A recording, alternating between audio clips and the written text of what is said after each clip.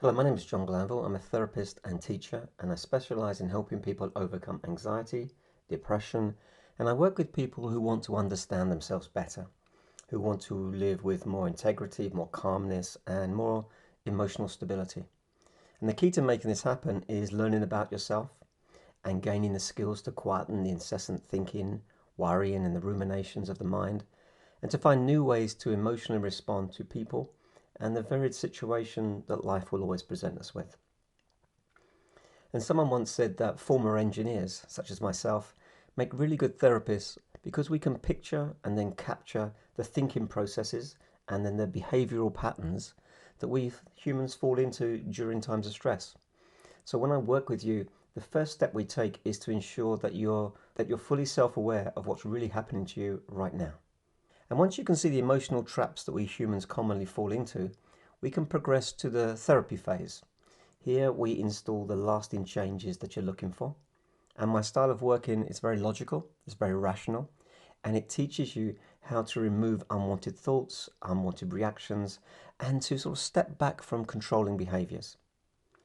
Another area where my style of therapy adds great value answers the question, if you're going to change how you are right now, how will you be in the future?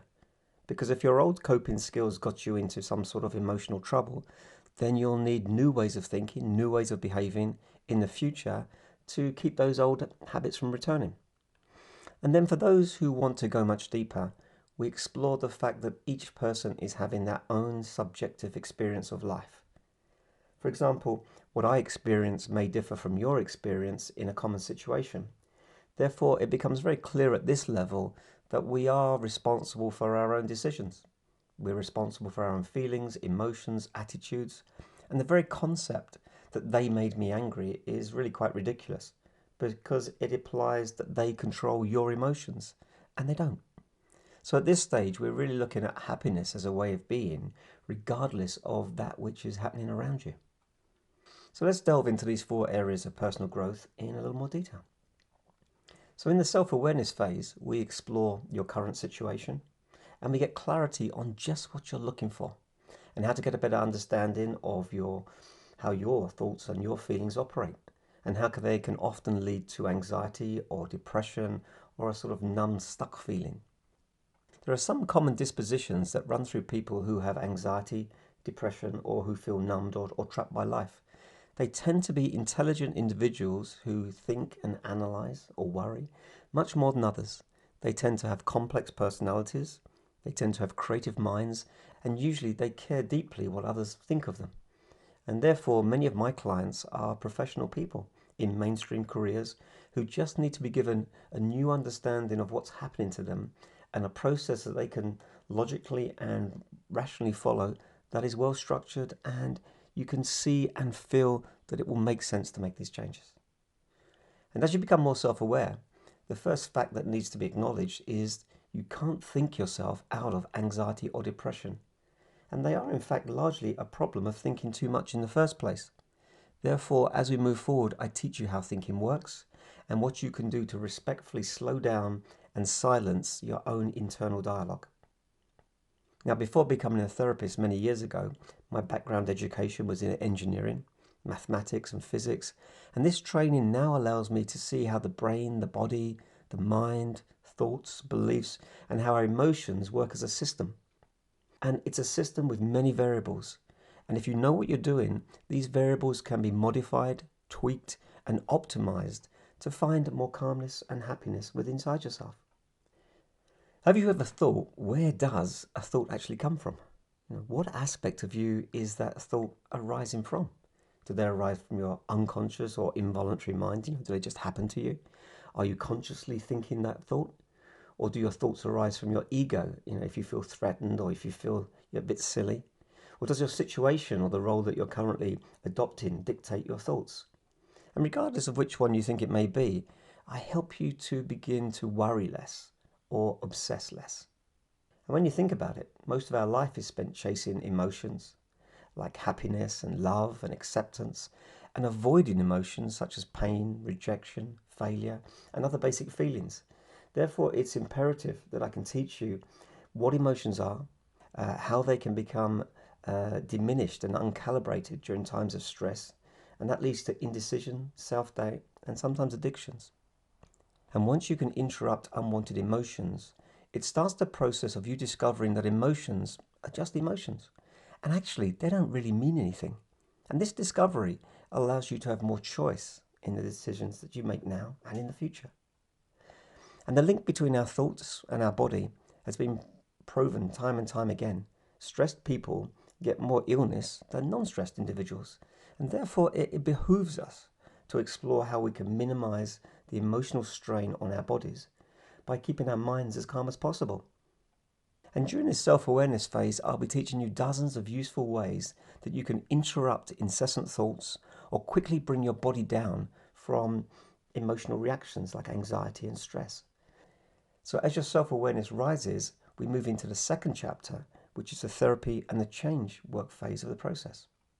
In this phase, we move into using clever psychological routines to retrain your mind and your body for new, more appropriate emotional outcomes. And who you are, how you think, and how you behave all conspire to generate the outcomes that you're experiencing. Sometimes this causes a problem, and other times it is the problem. And many therapists, they try to remove the problem, sometimes not realizing that it's actually a symptom. And I believe that talking about past problems over and over again just reinforces old emotions rather than changing them. So in my process, we let go of past issues without having to relive them. We change what needs changing now, so in your future, it can be lived with more calmness and with more choice. And in my experience, the majority of people's problems stem from their unconscious or their involuntary mind, which seems to sabotage them with silly thoughts, silly emotions, and often hijacking behaviors or sabotaging behaviors that are unrequested. We're not asking for these things. And these unconscious sabotaging strategies manifest in hundreds of ways, such as procrastination, anger, phobias, self-doubt. The list goes on and on. The reality is we need to stop these. It's not easy, but the emotional benefits are absolutely worth the effort. And when it comes to therapy and personal growth, one size does not fit all. Different people need different strategies that best suit them. And my skills as a therapist and behavior specialist allow me to adapt in ways that will tailor your therapy and your change work to your needs and your best style of learning. And the best type of therapy is the one that works for you. So I draw on many years of experience with many different types of change model.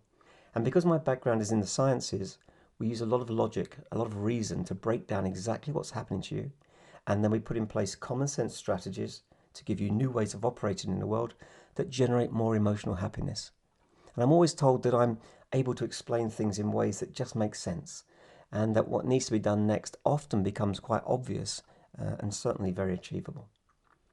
And over the years, I've helped thousands of people to overcome many different problems. However, my areas of profound speciality revolve around all forms of anxiety, depression, and self-esteem problems.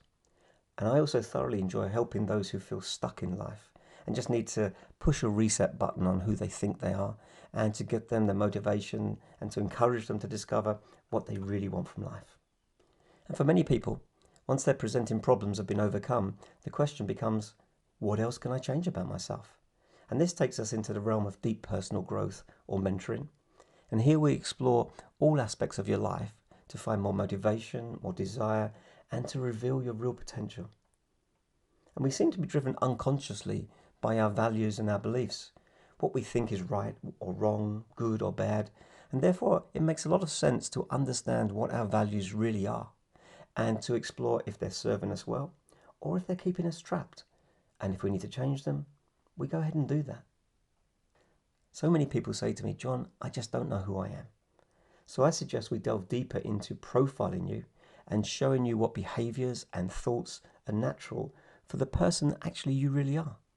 And something very special happens when you finally understand who you are. Because when who you think you are and who you feel you are finally aligned, it factors out so many of our internal conflicts.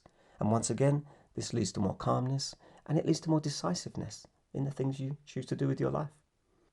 And how we love others and how we care for others, it can be a beautiful experience. But sometimes it can also be a minefield that may lead us into control, guilt, shame, blame, and very often emotional exhaustion. So we delve deeply into this aspect of life so it's possible to love and care whilst also maintaining our own emotional integrity, to be able to say yes or no without beating ourselves up or without having to force others to be a certain way so that we feel a certain way. I guess what I'm trying to say is moving into a perception that is more accepting of other people's foibles as well as accepting of our own. And when it comes to the relationship with your significant other, it makes sense to love them the way they want to be loved, not necessarily the way that you want to love them. Therefore, let me show you how to make your half of the relationship as respectful and as high functioning as possible. Or where necessary, let me help you calmly exit that relationship. And we spend a lot of time at work, so it makes sense to ensure we are as effective and emotionally engaged as possible. And I can help you learn new skills, attitudes and coping strategies, and at the same time remove any psychological or mental blocks that may be hindering your performance or your motivation. And finally, for those who really want a spiritual or more drama-free way of being in the world, we work on perfecting your unique internal subjective experience of this objective outer life that we exist in. And nothing outside of us should really control our emotions. We should control our own emotions. And once we can connect with this reality, a new way of operating in the world is often required. In addition, we may need to learn strategies to cover up our calmness, because very often this can confuse other people. We'll explore ways to be more mindful, how to meditate, and importantly, how to start the journey of letting go of the ego, so we can find more calmness, humility, and integrity. So if any of this speaks to you, please give me a call, as it'd be my pleasure to help you to change whatever you need to change that encourages more calmness and happiness in your life. And if you know somebody else who may benefit from this, please feel free to forward this link or share it on social media. And thank you for watching. And I'll leave you with a quote from a guy called Hugh Downs, who said, "A happy person is not a person in a certain set of circumstances, but rather a person with a certain set of attitudes." And I'd love to help you get working on that. Thanks a lot.